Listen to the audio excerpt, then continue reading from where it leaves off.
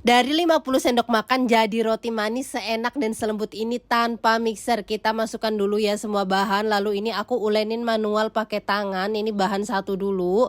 Tangan ini udah bersih ya, udah dicuci, tapi kalau kalian mau pakai mixer boleh banget.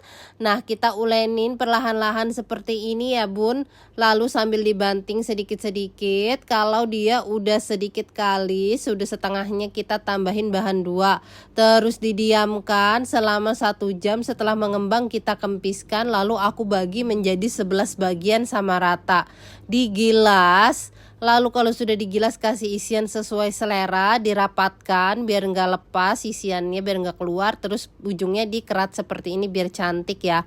Tata di dalam cupcase, diamkan selama 15 menit. Aku pakai air fryer 6-in-1 by Idealef tipe IL 200A buat ngovennya. Recommended banget ya, dia multifungsi, bisa buat nge-oven dan bisa buat nge-air fryer. Aku oven suhunya 150 derajat kurang lebih 15-20 menit, tapi atas bawah panas-panas kita olesin pakai margarin.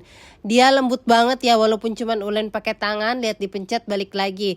Ini cocok banget buat cemilan si kecil. All cookware aku beli di Idealef.